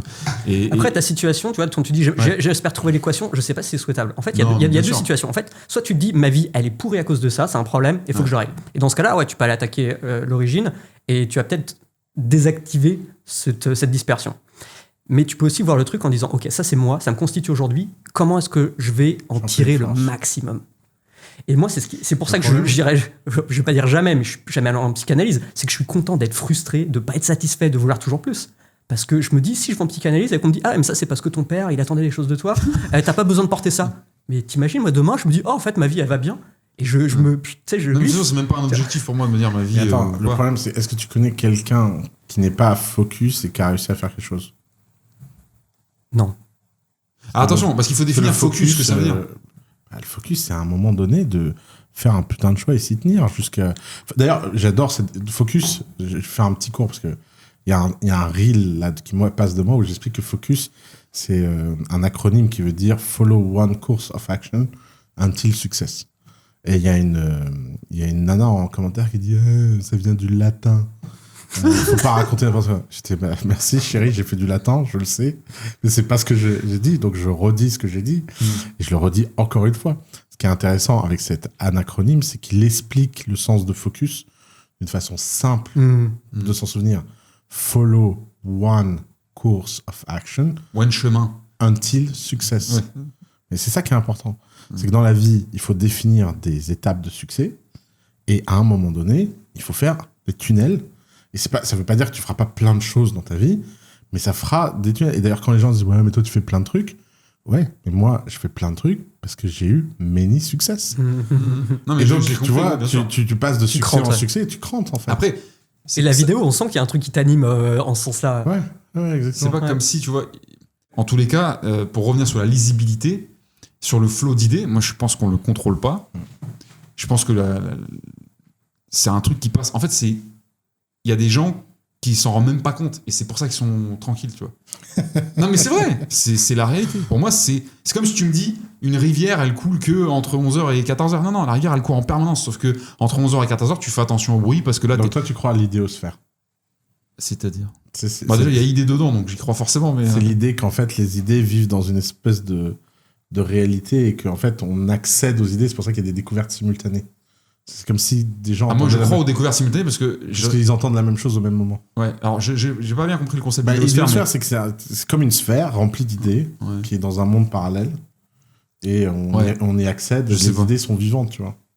Et Ouais. donc, elles passent dans ton cerveau. Je pense qu'on est. Ouais, faudrait que j'aille plus loin dans le truc, mais Ouais. j'aime un peu le truc. Par contre, moi, mon statement, c'est on est des véhicules. Nous, Oui, on c'est est ça. des véhicules. Ouais, la D'accord. question, c'est quelle est ta destination? Non, mais dans le sens. Non, mais nous, Il veut on pas est que de des. Tu destination. dis contenant, ou véhicule, ce que tu veux, mais les idées, c'est pas nous. Il dit sur un rond-point, vas-y. Il dit sur un Ah, moi, je suis là, il drift. Par contre, je maîtrise le drift. Tu vois, genre, je suis en. Mais ouais. Mais c'est bien, voilà. Ok. Donc, ok. Très bon. Mais c'est fou. En fait, tu sais que quand je t'entends dire que tu maîtrises pas le flux de tes pensées et machin, je te jure, j'angoisse. Mais Je me dis, mais qu'est-ce qui se passe dans cette tête? Mais tu sais, tu connais. Mais donc, j'insiste d'autant plus dans mon diagnostic qu'il faut vraiment que tu finisses par maîtriser la méditation. Je suis sûr que ça changerait ta vie. Ouais. C'est une bonne piste. Parce qu'il y a un truc On a fait bizarre des dans ton... tentatives, hein. Oui, on a fait des tentatives ensemble. Mais, Il y a un truc bizarre dans ton incapacité à méditer et que maintenant je comprends mieux. Parce qu'effectivement, ça doit être... mais c'est fatigant. Parce que ça doit être... Il doit y avoir un sacré embouteillage là-haut, en fait. Conceptuellement, c'est déjà pas possible pour lui parce que non. Ouais. L'habilitation, tu choisis pas spécialement. Hein. Mais c'est. Tu connais Paul Graham, toi? Oui. Tu vois, Très fan. j'ai gagné. Est-ce qu'on en a parlé avant? Est-ce que là, aujourd'hui, je t'ai parlé de Paul Graham? Absolument pas. Mais je comprends. Enfin, je vois pas comment est-ce qu'on fait dans l'univers ça. C'est pas quand même Paul Graham. Et moi aussi. Enfin, il y a des Tu petits viens de comme ça. réussir un grand test. Ah ouais. Non, parce que. Où tu voulais en venir? Non, mais... Non, on a parlé de Paul Graham hier et Il est tellement excité que... je lui disais. Mais moi, j'ai découvert Paul Graham. J'ai découvert l'œuvre de Paul Graham et pas Paul Graham il y a très peu de temps. Et comme je disais à Oussama hier, je suis dans un trou. Moi, je lui rabâche d'aller lire les essais de Paul Graham. Ouais, non, tu me rabâches pas d'aller lire des essais, mais il me jette du Paul Graham. Et moi, comme un con, d'ailleurs, je fais pas ça d'habitude. Je t'ai dit de lire tous les essais. Je t'ai dit, tu vas sur le site de Paul Graham, tu prends le dernier article penses. et tu lis Oui, mais je l'ai jusqu'au fait. premier. Bah oui, je sais. Je l'ai fait, et le problème, c'est que j'ai lu un article qui m'a. J'ai rien compris. Non, mais parce qu'il y a même des articles où si t'es pas dans la programmation, Ah oui, sur Lisp. t'arrives. Oui. Et moi, j'ai cru que c'était un. Parce qu'il y a quand même dans la biographie, J'ai bonjour, Paul compris Graham est un l'erreur. investisseur programmeur. Non, mais après, j'ai compris ce qu'il a fait à Y Combinator. Donc, je me suis plutôt intéressé à Y Combinator, etc. Et en fait, lui, comme il est dans aucun contenu, Y Combinator, ils sont sympas et tout. Bref. Et en fait, j'ai découvert l'œuvre de Paul Graham il y a quelques semaines et je suis dans un trou depuis. C'est-à-dire que je fais que ça. Je fais que lire du Paul Graham. Il a pondu une grosse note sur le travail intensément ou Il est quelque chose comme ça. incroyable. Ouais, How to do good works. Voilà. Good et hard. Oui, mais Ouais. moi, Et ça devrait être ta Bible, ça, justement. Ça, c'est. Ah bah ça l'est, mais c'est en train de niquer ma vie parce qu'en fait je fais que ça. Mais tu vois bien. Ah oui, mais. Non mais je fais que ça du matin au Tu soir. n'as toujours pas lu How to do good work. Non. C'est ce qui, pourtant, c'est celui Ouais. qui est le plus important pour toi. Tu vois mon degré de je sais à peu près ce qu'il faut que je fasse et où je vais aller. Il est à 1%. Je lis Paul Graham. Il est à moins 100% le truc. Je sais pas si tu vois. Je t'ai envoyé un mème. J'ai fait un mème juste pour ça. C'est le mème d'Escobar qui est dans la piscine comme ça, Ouais. qui regarde dans le Ça, le- Et j'ai dit, c'est moi en train de chercher des idées de boîtes après avoir lu comment avoir des idées de boîtes de Paul Graham. C'est en mode, tu vois ce que je veux dire? C'est tellement. Enfin bref. Mais ouais, j'étais sûr qu'il connaissait Paul Graham et on n'a jamais parlé de Paul Graham, toi et moi en plus. On a parlé de plein de gens qu'on aime bien, Victor Ferry notamment, Oussama, etc. Mais ouais. Mais Paul Graham, c'est vraiment le Yoda des startups. Hein.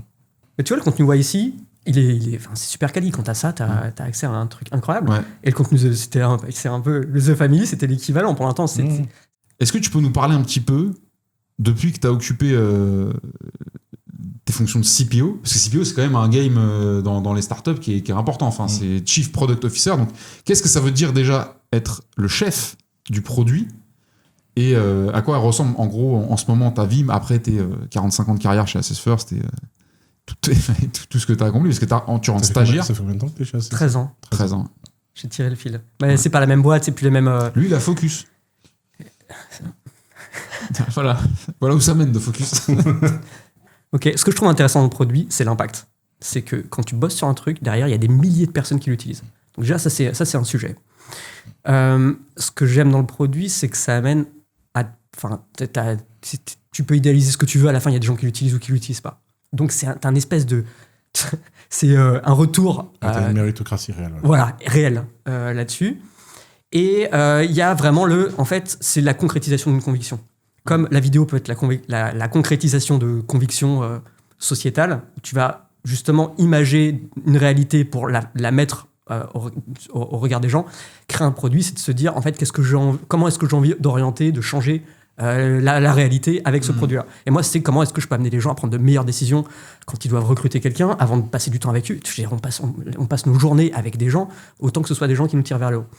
Et voilà, donc moi, c'est ce que j'aime dans cet investissement-là, en fait, je scale la psychologie. C'est-à-dire ce que j'ai appris en psychologie du travail sur pourquoi des personnes s'entendent ou pourquoi des personnes se fight, pourquoi des personnes sont en succès dans des jobs, pourquoi elles le sont pas. J'essaie de le mettre à l'échelle. Et je le fais avec des personnes brillantes, donc ça aide aussi, avec Émeric sur la partie science qui est une brute sur la psychologie et psychométrie, et puis Solène sur la partie produit aussi, qui fait en sorte que ça délivre avec l'équipe. Donc j'ai une position très facile. Ok. Le produit, c'est, t'imagines tout en fait, l'usage que tu viens mettre au service d'une vision et d'une mission, mais derrière après c'est développé, parce qu'il y a des gens qui comprennent peut-être pas la nuance que ça veut dire le produit par rapport à la technique et la tech, et par rapport à la vision, ça on a compris. En fait, il y a qu'est-ce que je veux apporter, c'est quoi ma contribution, c'est quoi ma promesse, et le produit, c'est comment est-ce que je l'exécute. Ok. Et vous faites des tests utilisateurs, des trucs comme ça, ou vous êtes de l'école, on release et on voit comment les gens se comportent? Parce que dans le produit, ça c'est vraiment les deux grandes écoles. On est assez product-led et pas self-led. C'est-à-dire que les retours clients vont servir à fine-tuner le produit, mais on va pas faire ce que les clients demandent. On va se dire... C'est bien ça. C'est du Paul-Graham d'ailleurs. On a une expertise dans notre domaine. Je veux dire, c'est pas les RH qui savent de quoi est constitué le potentiel professionnel des gens. Donc c'est nous qui le savons, et donc ce qu'on doit aller questionner, ce qu'on doit aller mesurer, comment est-ce qu'on doit le restituer pour qu'ils prennent eux de meilleures décisions en l'occurrence. Oui, bien sûr. Ok. Alors c'est pas du Paul Graham, c'est du PDG de Porsche, mais Paul Graham lui a piqué. Je crois parce qu'en plus il le dit. Il fait c'est demander aux gens ce qu'ils veulent, ils vont vous faire fabriquer. C'est le PDG de Porsche qui avait dit, quand je demande aux gens ce qu'ils veulent, ils veulent plus d'espace, moins de bruit, plus de confort. En gros, ils veulent une Volvo. Oui, voilà. Donc allez acheter leur putain de Volvo. C'est très bien dit. Ouais. Et les gens savent pas ce qu'ils veulent. Hein. Ça c'est la base de l'humanité, ça. Véritablement. Ils savent pas ce qu'ils veulent, mais ils sont capables de l'exprimer, c'est ça qui est drôle. Non, mais dans le sens, ils se croient capables de l'exprimer, donc ils te racontent un tas de conneries. De toute façon, le problème, c'est qu'il y a tellement de filtres sociaux entre ce qu'on pense et ce qu'on dit, tellement de couches, que de tomber sur des gens qui vraiment savent ce qu'ils veulent et qui sont capables de le dire, c'est hyper dur. Alors, je vais tourner le truc un peu différemment. Je pense que les gens savent ce qu'ils veulent, mais ils expriment le comment est-ce qu'ils veulent que ça se passe, et pas leur objectif. Tu vois, ils vont dire, moi je veux ça, mais en fait, ils vont pas expliquer leur but à travers ça. Ils vont demander une fonctionnalité. Et l'erreur que font beaucoup, c'est qu'ils développent cette fonctionnalité et qu'ils questionnent pas le but. En fait, tu veux faire quoi avec ? Ok, si tu veux aller là, moi je vais t'amener par un meilleur chemin. Et c'est ça l'art du produit, c'est de pas s'arrêter à comment les gens se représentent leur solution, c'est de la créer mieux qu'ils l'auraient imaginé. Ouais. Mais plus profondément, moi je pense que ça va même plus loin, parce que par exemple, tu vois, je pense qu'il y a un pourcentage de gens qui pensent vouloir devenir un acteur célèbre, que le pourcentage réel de gens qui peuvent le devenir et veulent le devenir pour vrai. Je pense que les gens ont des projections sur ce qu'ils veulent qui sont complètement démesurées, en fait. Oui. Ouais. Moi, je veux être acteur, mais je veux pas me faire harceler dans la rue. Tu vois. Okay. C'est ok. C'est un package. C'est un Tu vois, package, faut en que fait. Moi, je veux être milliardaire, mais je veux pas me focus sur une boîte, sur une de mes idées. Non, mais je vois ce que tu veux dire. Ouais. Chance. T'as fait du produit, enfin pas du produit, mais dans une de tes boîtes, t'as Je suis eu. le pire product guy de l'histoire de l'humanité, moi. Ah ouais. Mm. Et qu'est-ce qui te permet Bah, d'avoir cette. D'abord, les rares fois où je l'ai fait, j'ai craqué en chemin. En fait, mine de rien, il me manque 3 qualités fondamentales dans le produit. Je n'ai aucune patience. Ok. Aucune. Bienvenue au club. Je ne sais pas. Je suis quand même, moi, un mec je me suis inscrit en droit à la fac parce qu'il y avait la queue en histoire. J'ai décidé pendant 2 ans de faire une licence philo-histoire. J'arrive, je m'inscris en philo. Je regarde comme ça, je dis c'est quoi cette queue? C'est pour l'histoire. Ça va pas le faire. Je regarde là, je dis à Anna, vous faites quoi vous? Elle me dit droit, je vais m'inscrire là, je peux? Je me dis mais vous venez de me demander la queue. Je dis ouais, j'ai changé d'avis. Elle me regarde, elle me dit vous allez quand même pas vous inscrire parce qu'il n'y a pas la queue? Je dis si. J'étais très heureux, j'ai beaucoup aimé le droit. donc je n'ai aucune patience et ça demande quand même de la patience.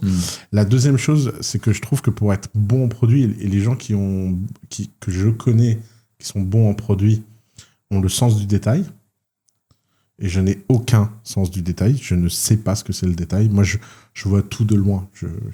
C'est toi le truc. Ah, d'accord. Et donc, mine de rien, quand tu fais du produit, il faut que tu rentres dans le craft. Et ça, c'est la dernière chose. Je n'ai aucune patience, enfin, qui est une autre forme de patience pour la sublimation des besoins des gens. Je trouve que les gens très très bons en produit, c'est là où un Steve Jobs me fascine, moi. Par exemple. Il a une sorte d'instinct naturel à la sublimation de l'expérience. C'est-à-dire que je suis un mec là, qui a travaillé pendant 15 ans avec Steve Jobs au produit. Et il fait plein de témoignages en ce moment sur Twitter. D'ailleurs, je t'enverrai le compte, il a 300 followers. Genre. Ok. Ah ouais. Ouais, c'est le genre de mec que personne connaît. Et il raconte, il dit quand j'ai commencé chez Apple, je prenais très mal le fait qu'on me faisait refaire mon travail 60-70 fois. Tu vois. Et dans ma tête, je me disais, le mec écrit 60-70 fois, alors supposons qu'il exagère et qu'en fait c'est 40 fois ou 30 fois, peu importe. Moi, jamais je pourrais être dans la situation de faire refaire à quelqu'un 30 fois le truc pour atteindre une perfection que j'ai définie. Parce que moi, je me dirais, t'inquiète, de toute façon, quoi que t'aies fait, je vais te le vendre. Et donc, oui, écoute, t'inquiète pas. Et Steve Jobs, il y a vraiment cette passion de la perfection qui est très, très importante en produit. D'ailleurs, c'est l'histoire du beige. Comment Tu connais l'histoire du beige avec Steve Jobs? Du beige, non? C'est peut-être pas l'Apple II ou le Macintosh, non, je crois que c'est l'Apple II, avait un coffrage et il fallait choisir le beige, la couleur. Et c'est McManama, comment il s'appelle un des mecs qui l'a un peu qui a pris le marketing en tête le troisième larron à un moment donné de l'histoire. Il arrêtait pas de lui proposer des trucs avec une boîte qui faisait de la finesse de colorimétrie, mais genre au poil de cul, et il recalait tous les beiges.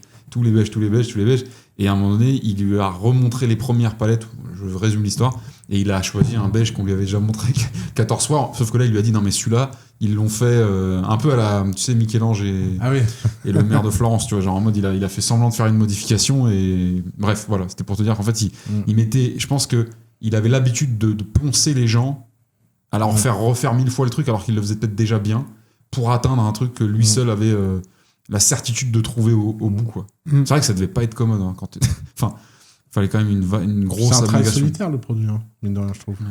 Ouais, non. Enfin, faut aimer effectivement passer du temps seul à projeter, mais pas tant que ça. Après, le gros défi, comme on l'a expliqué un peu dans la sphère, tu vois, c'est qu'il y a le MBTI qui est hyper populaire. Tu t'y attends ça. En fait, c'est là où je rejette pas. Je peux pas dire le MBTI c'est de la merde, parce que si ça plaît autant de gens, ça peut pas être de la merde. Et quand je dis ça, c'est bizarre, peut-être. comme phrase. Pourquoi? T'as dit quoi? Bah, il dit si ça plaît à autant de gens, c'est pas de la merde. Je vais faire un point. Ah ouais, Ah oui. Je vais faire un point. Vas-y. Et alors le nazisme, Et alors qu'est-ce que vous pensez de c'était extrêmement populaire. et la cocaïne? Non, Ok. Non, les erreurs collectives sont très courantes. Hein. C'est ok. En fait, je pense que tu confonds deux choses. Mais celui, il le voit que en mode produit, je Oui, pense. mais je pense que là où tu touches quelque chose, tu as l'intuition de quelque chose auquel moi je crois profondément. C'est que quand tout le monde aime quelque chose, il est hyper important de comprendre la raison fondamentale de leur amour. Voilà. Et Plutôt que que donc, avant de le rejeter. Exactement. Et que donc, même d'ailleurs de façon très choquante, ce n'est pas pour rien qu'à un moment, un pays comme l'Allemagne a sombré dans le nazisme. Tu peux faire semblant de dire c'est un accident de l'histoire, les humains ne peuvent pas faire ça. Moi, jamais. Notamment, et ça me choque, j'avais un amphi à Sciences Po, je donnais des cours, et une fois, je m'étais amusé, j'ai dit, qui dans cette salle aurait été contre l'esclavage? Et t'as tout le monde qui lève la main. T'as que des blancs de bonne famille, dont très sans doute leurs grands-parents étaient esclavagistes. Et il y en a pas un qui s'est dit, tiens... Enfin, si, il y en a un d'ailleurs, qui est très intéressant. Ils ont tous levé la main, quoi. Et j'étais choqué. Moi, on m'aurait posé cette question étudiant, j'aurais dit, ah bah oui, alors moi, j'aurais été le premier, quoi. C'est évident que, vu ma personnalité, vu ce que je fais et tout, et que j'aurais eu la croyance que moralement c'est acceptable, bah vas-y, j'aurais fait de l'argent. Et le compas moral, il change dans le temps, c'est normal. D'ailleurs, c'est comme ça qu'on s'éduque collectivement. C'est comme ça qu'on progresse en tant qu'espèce. Mais de croire qu'en fait, il n'y a pas de bonne raison. Mais ça ne veut pas dire que les gens ne se trompent pas, que c'est pas néfaste. Absolument. Et MBTI, moi, ma théorie, elle est très très simple. Les gens ont besoin... Je pense qu'ils ont besoin de confort et de stabilité, quoi. Et ils ont besoin de se rassurer et de pouvoir comprendre le monde qu'ils ne comprennent pas. Ouais, et on peut pas les laisser dans le noir. Ouais, et le truc, c'est qu'aujourd'hui, ça, c'est la chose la plus accessible. Ouais. Et l'idée, c'est comment est-ce que tu rends accessible une connaissance complexe à la base. Ouais. Et là où, justement, tous ceux dans mon domaine préfèrent garder ce côté très expertise, ambiguïté. Ouais, je comprends. Moi, mon job, c'est et c'est là où le produit, c'est intéressant, c'est la démocratisation. Comment est-ce que je démocratise un savoir? Intéressant. Ouais. Mais tu parlais de MBTI, c'est comme pour une religion naissante. On va t'expliquer avec des choses béabatiques, des trucs, en fait, on n'a pas la moindre idée de comment ça fonctionne et à quel point c'est complexe, pour que toi, tu sois confort au niveau de ton cerveau. Et puis, dans l'MBTI, il y a aussi, comme dans plein d'autres outils de ce genre, les gens aiment bien avoir leur petit badge. Tu vois. Mais ça, ils adorent ça. Tu vois, genre, tu vois, les labels, machin, les labels, c'est extrêmement puissant. D'ailleurs, je le vois sur un truc tout bête, c'est comment on labellise les enfants. Moi, une de mes angoisses à avoir des enfants, c'est de lutter contre les labels du monde extérieur. Les gens sont casse-couilles.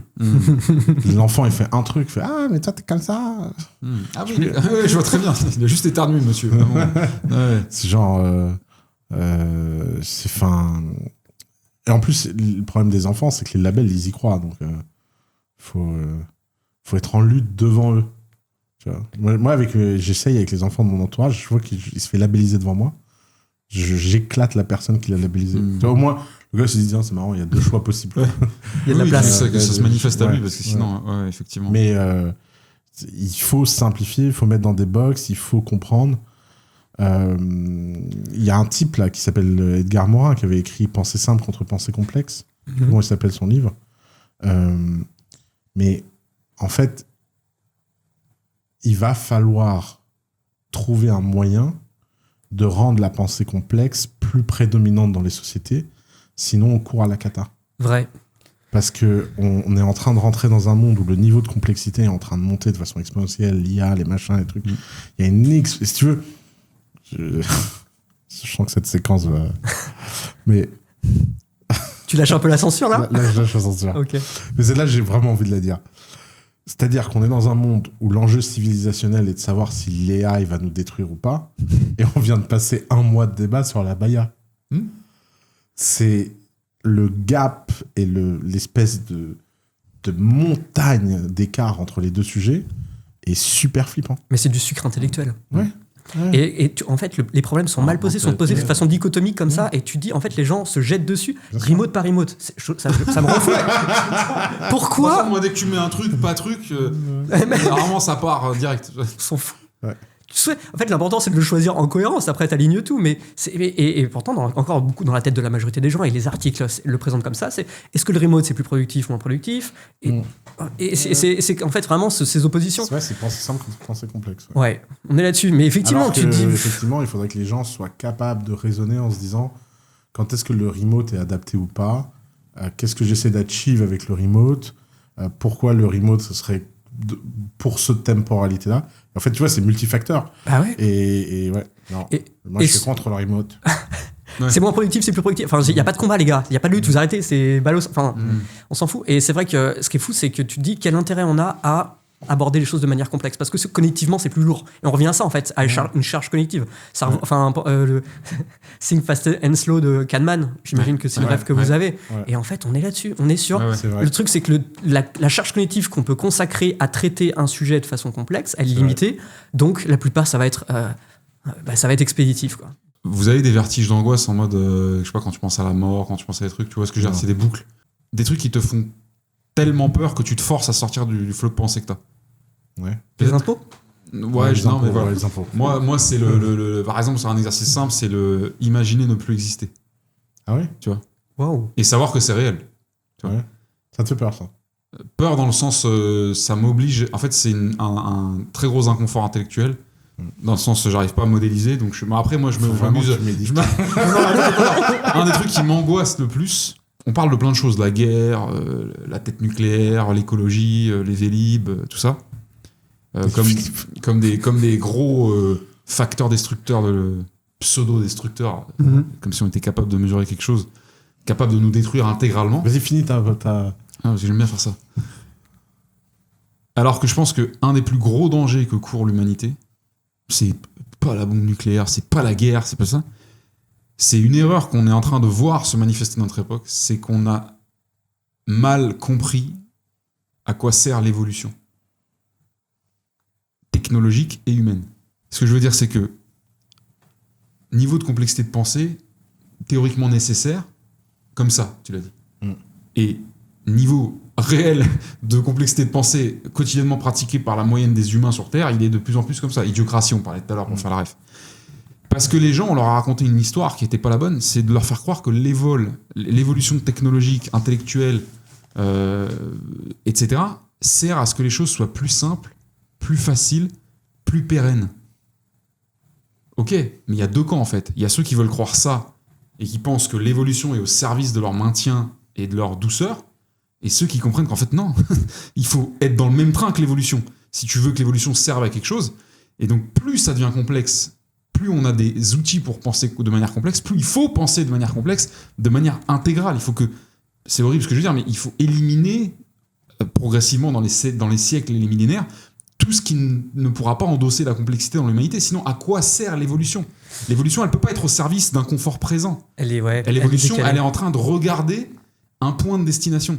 Et si les organismes qui portent cette évolution pensent que l'évolution est là pour les accommoder, ils n'ont rien compris. Ils sont même pas dans 1% de l'équation dominante. En fait, si tu prends l'évolution comme quelque chose qui doit faciliter ta vie, et j'entends que des gens dire ça partout, moi. Non, je pense, ouais, on a... le but, c'est le confort. Non, mais le but, c'est faciliter, c'est simplifier. Alors que si tu changes... Attention, j'enlève de tout ça le solving, la résolution de problème, parce que j'estime que si tu me parles d'un problème, tu parles de quelque chose qui t'empêche de faire autre chose, d'avancer, de progresser, de passer en step. Mais donc, j'estime que tu es dans un chemin, tu es en train d'avancer, donc potentiellement, tu fais plus partie des gens qui accompagnent l'évolution. Si tu me racontes que t'es dans le problem solving parce que t'as agrandi la taille standard des canapés pour regarder Netflix, je suis pas sûr qu'on parle la même langue. Mais ce que je veux dire, c'est que l'évolution, on le voit là avec l'IA. L'IA, elle a mis une tarte dans la gueule de l'humanité. Mais je pense qu'on a vécu un peu ce que les gens ont vécu avec Internet, mais je pense que c'est même pire. Parce que les gens comprennent pas ce que c'est. Tu vois. Après, Internet, je sais pas si tout le monde était capable de comprendre ce que c'était à l'époque, mais j'avais l'impression... Moi, j'avais un papa, tu vois, qui était quand même assez âgé dans les années 90-2000 par rapport au papa des gens de mon âge. Et lui, c'était un infophile, je sais pas comment on dit, infophile. Enfin, il était ordinateurophile, il adorait ça, donc il était vachement au courant de tout. Et quand je le voyais l'expliquer à des gens qui étaient comme en effet, je trouvais que c'était encore saisissable, tu vois. Là, l'IA expliquait à mon oncle, mais non. Tu vois, genre, il y a Edgar Wilson qui pose très bien ça, qui est un biologiste. Il dit, on vit dans un univers technologique avec des organisations médiévales et un cerveau paléolithique. C'est pas mal. Et des émotions. Ça me fait penser à, tu sais, je suis socialiste avec mes amis. C'est mic drop. Si tu il y a ça qui cohabite. On vit dans un univers technologique. Aujourd'hui, la technologie est partout. Avec des organisations médiévales. Des organisations sociales médiévales. Et des émotions paléolithiques. C'est-à-dire qu'on est émotionnellement, c'est là où on voit les limites. C'est-à-dire qu'on parfois on est capable, on a des sursauts, mais en soi au quotidien, on n'est pas capable d'absorber cette complexité, cette nuance, ces réactions. Tu vois, on réagit encore beaucoup à la peur. Et donc, est-ce qu'il faut se faire greffer des puces pour se noyer? En fait, je pense que tu vas l'essayer, Neuralink, toi? C'est quoi ça? C'est le truc d'Elon Musk pour brancher le cerveau à l'IA. Ouais. Alors déjà, je vais essayer de capter la 4G tout le temps. Non, mais j'en sais rien. D'ailleurs, dans la biographie d'Elon Musk là, que je suis en train de lire, qui est vraiment... Ah, la biographie, qui est vraiment incroyable. C'est laquelle? C'est avec Walter Isaacson. Non, elle vient de sortir là, il y a 3 jours. C'est Isaacson aussi? Ouais, Isaacson vient d'écrire sur Elon Musk. Il y a un dialogue entre Larry Page et Elon Musk à un mariage où ils se prennent le chou. Et Larry Page dit à Elon Musk, je vois pas pourquoi t'es inquiet. Si l'IA doit tous nous buter et nous remplacer, c'est juste l'évolution et peut-être qu'on n'a plus notre place sur Terre. Et Elon Musk, il est Il dit voilà, bon. Elon Musk, il est de la théorie inverse. Il dit c'est pas bien de penser ça. L'humanité, il dit beacon of light that produce hope in this dark universe. On est tellement précieux, on est tellement fragile qu'il faut protéger l'humanité et pas faire n'importe quoi. Donc tu vois, ça c'est les deux positions possibles, je pense, sur le sujet. Face à ça, t'es optimiste ou t'es sceptique, toi? Tu te dis ça va aller dans le bon sens à un moment donné, ou tu te dis... Bah, moi, je pense que en fait, ni l'un ni l'autre.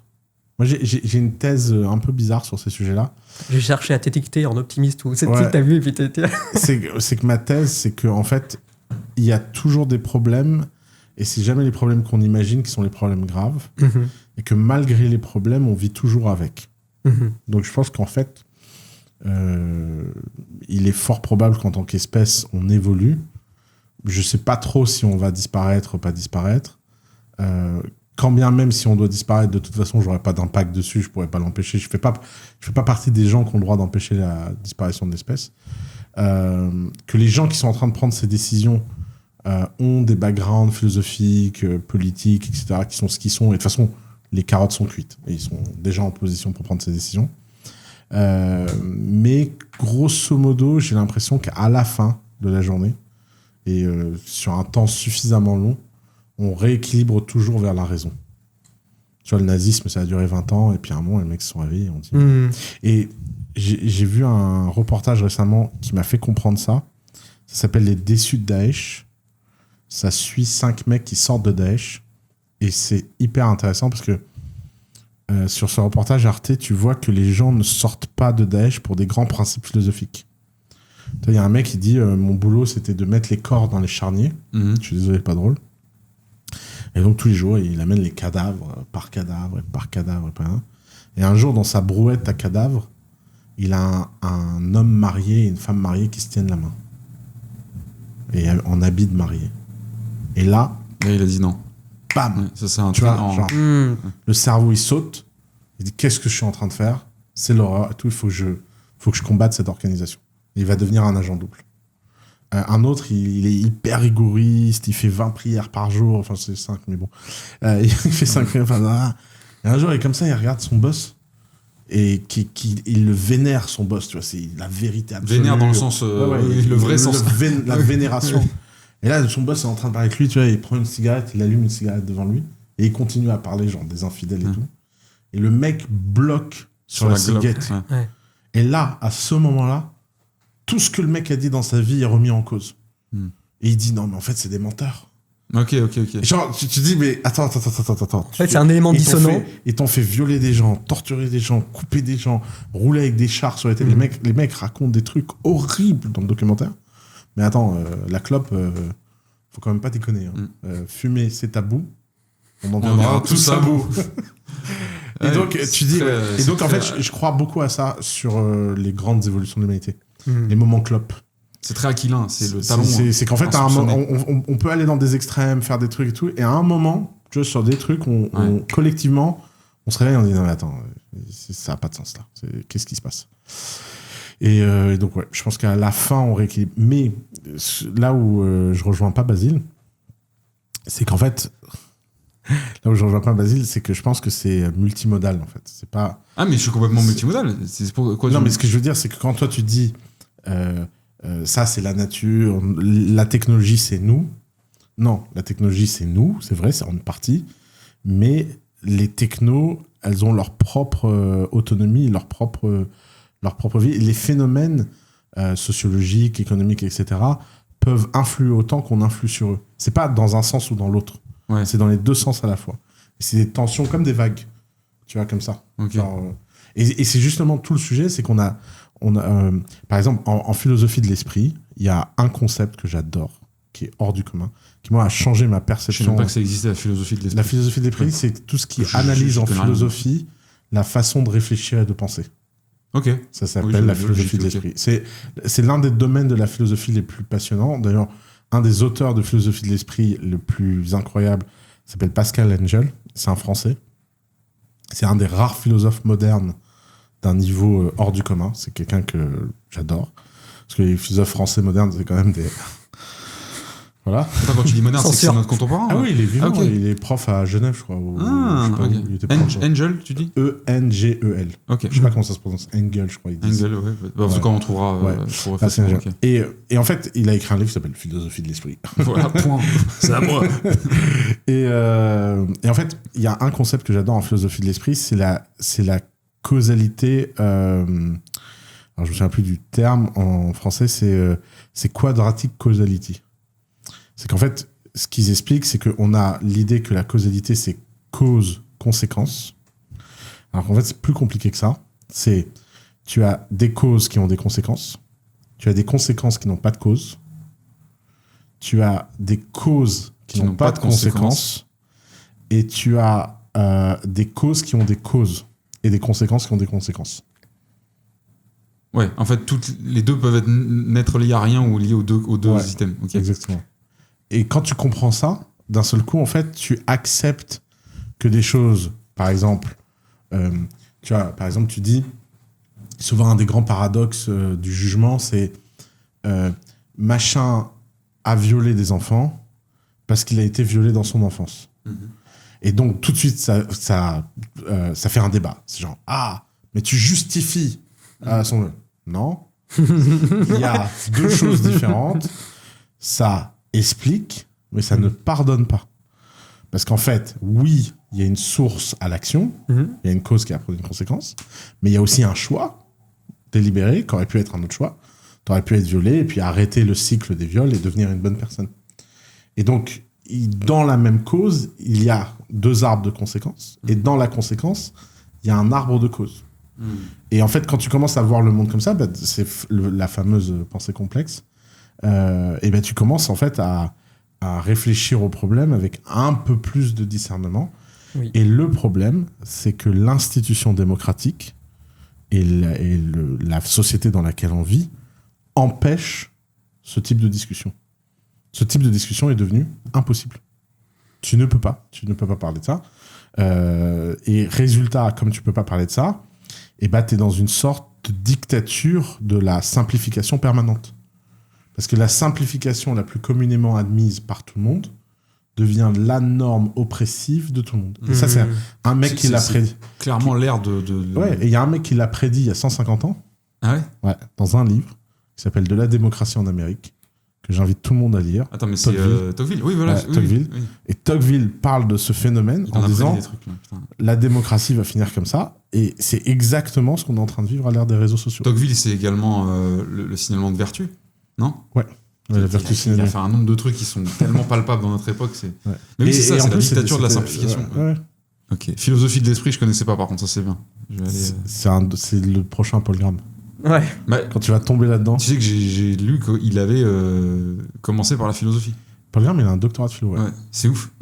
C'est un mec qui d'ailleurs, il a un doctorat de philo dans le même domaine. Dans le domaine qui me passionne le plus en philosophie. Qui est la logique symbolique. Ok.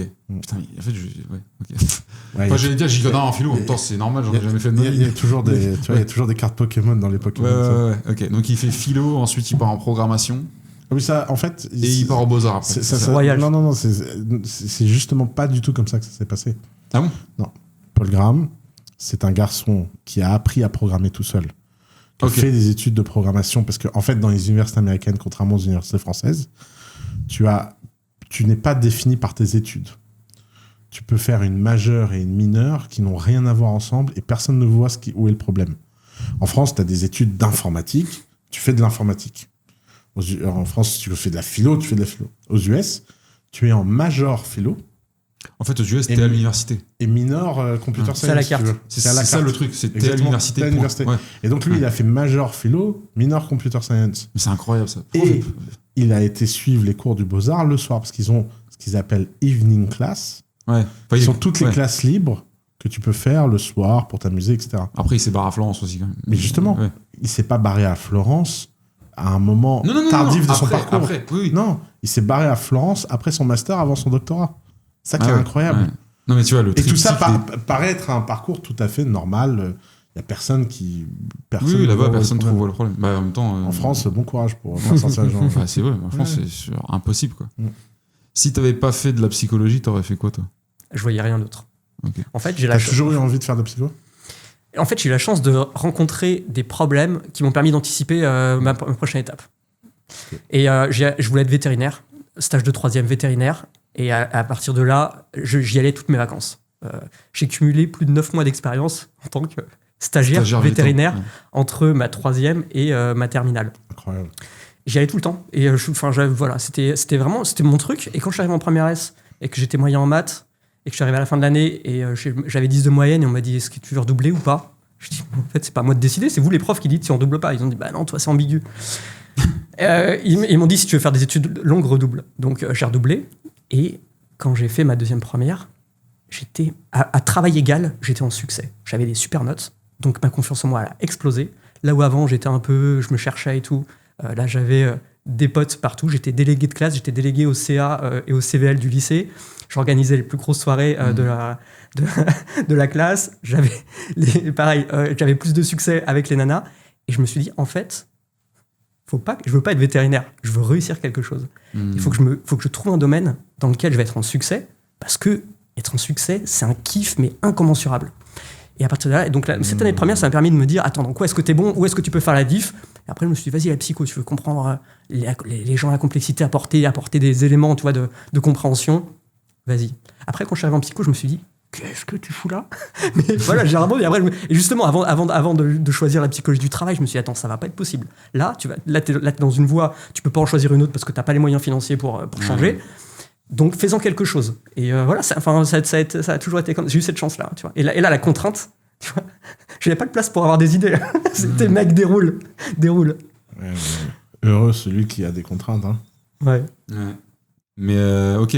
Ah, tu vois, c'est marrant, j'aurais pas défini comme ça ton entrée en mode philo, etc. Pour moi, c'est en.